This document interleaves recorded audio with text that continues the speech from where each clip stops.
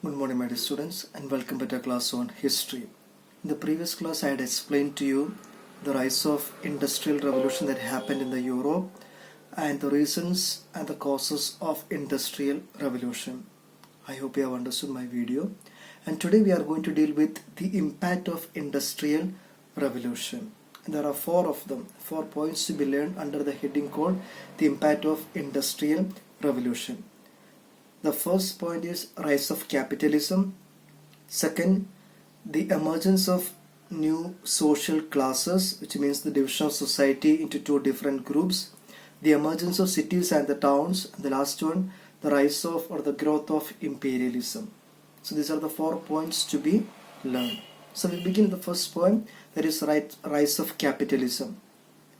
Before the Industrial Revolution,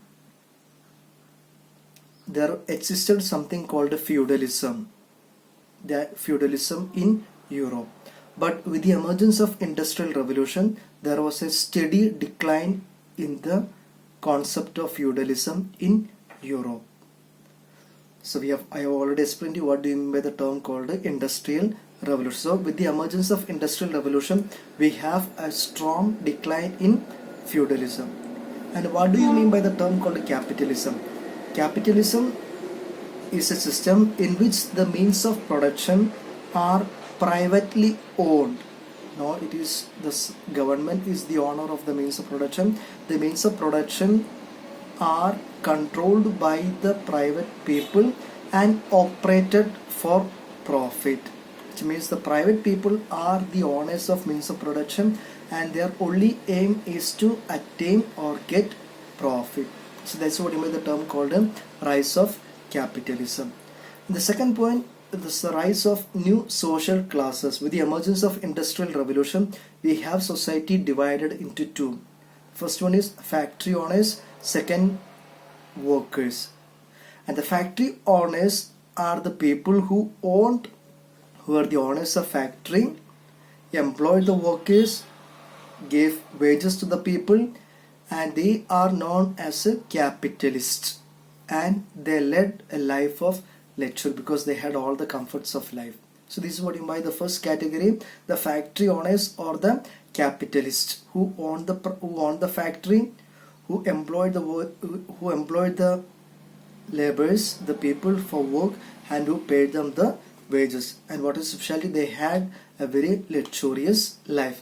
Second, the workers, the people who worked in factories. So workers are the people who worked in the factory, who received wages for their work, and these people, the workers, were completely exploited by the owners, and they had a life of struggle and hardship. So that's the second point. The second category, that is the workers. So we have society divided into two. One is the factory owners or the capitalists. Second, the workers. Third one is the emergence of cities and the towns. Before the Industrial Revolution, the machines or the simple tools were kept in the house itself. But with the emergence of Industrial Revolution, the people invented various machines, and those machines could not be kept in the houses. So what did they do? They built various factories to accommodate all the machines. So what happened?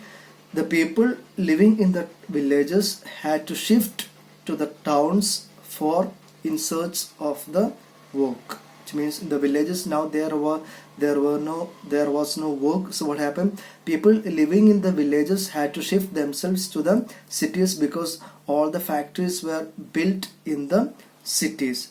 And what happened? The goods that were made up of hands, the goods that were made by the hands could not compete with the machine made goods. So what happened? There was a complete shift from village to the cities. And what are the important cities at that time? We have two important cities called Manchester and Liverpool. So this is how we have the emergence of cities and the towns, because people invented machines and those machines were kept in the factory that was built in the city. So what happened? People living in the villages had to shift themselves to the cities or the towns. The last point is the growth of imperialism. And imperialism, what does it mean? The European countries faced two difficulties at that time. The first one is the collection of raw materials at a cheap rate and find market for the finished products. So these are the two difficulties that were faced by the European people or European countries at that time. Collection of the raw materials at a cheap rate. Second, find market for the finished products. So what did they do? They began to conquer less developed countries to solve these two problems. So what happened? They began to establish themselves in Asia and Africa, which means they began to conquer the countries in Asia and Africa to solve these two problems of getting the raw materials at a cheap rate and dumping the finished products in the market. So this is what by imperialism, which means it is a political domination on the less developed countries by the European countries to solve these two problems. And imperialism, how do we define the term called imperialism? It means it is a policy of extending political and economic control over a weak country. Establishing political and economic control over a weak country by a powerful one.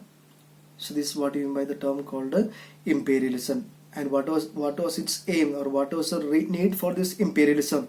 They needed the raw materials at a cheap rate, and they needed to find a market for them to dump all the finished products. So what happened? The European countries needed markets to dump the manufactured goods, and it was a source for cheap raw materials. So this is what you mean by the term called imperialism.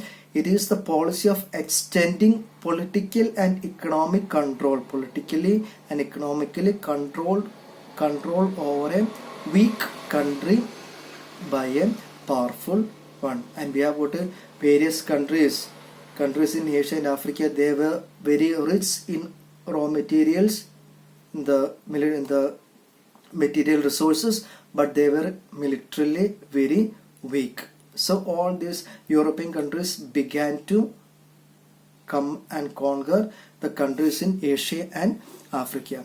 And now what was the impact of imperialism? The first one, these colonies were economically exploited. It means they came and collected all the raw materials and they began to dump all the finished products.